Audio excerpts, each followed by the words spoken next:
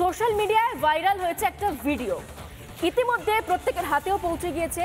সে নির্মম ছবি দেখে গোটা বাংলার মানুষ ভাবছে যে এখনো যেখানে নিষিদ্ধ শিশু শ্রম, সেখানে মহেশতলাতে একটি কারখানায় শিশু শ্রমকে দিনের পর দিন ব্যবহার করা হচ্ছে, কাজে লাগানো হচ্ছে ছোট ছোট ছেলে মেয়েদেরকে।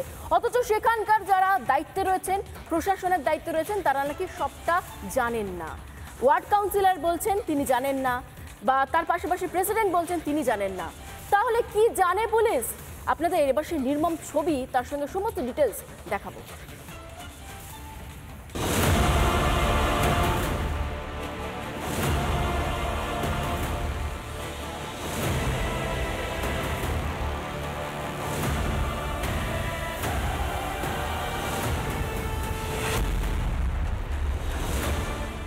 ফের নির্মমতার ছবি দেখলো বাংলা। দক্ষিণ 24 পরগনার মহেশতলায় উত্তর দিনাজপুরের নাবালকের উপর নির্মম অত্যাচার। শিশুকে উল্টো করে ঝুলিয়ে বিদ্যুতের শক। মোবাইল চোর সন্দেহে এই অকথ্য অত্যাচারের ছবি ভাইরাল হতেই তোলপাড়।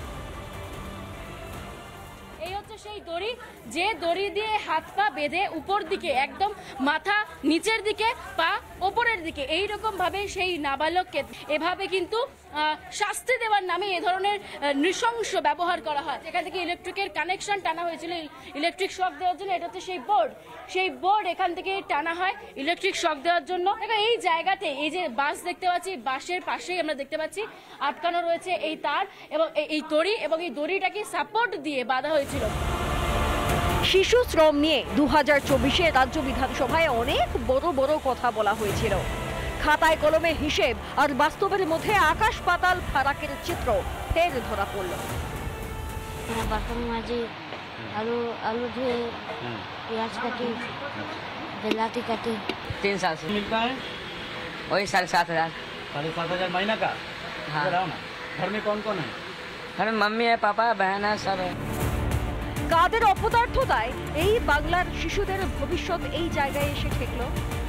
বছর আমরা কমিউনিস্ট দেখলাম, তারপরে আমরা এই ইদির অপশাসনের মধ্যে এই যে বাংলার শিক্ষা, বাংলার কালচার, বাংলার যে গরিমা, যেটা আমরা আমাদের গর্বের অহংকারের বস্তু ছিল, তা সম্পূর্ণভাবে ভুলন।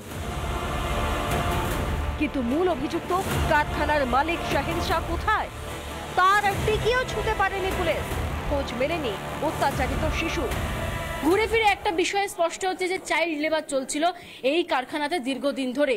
চাইল্ড লেবার আইনত অপরাধ, দণ্ডনীয় অপরাধ। সেখানে বাচ্চাদেরকে এনে এই কারখানাগুলোতে কাজ করানো, সেই সাহসী বা দেখালো কি করে শাহিন শাহ?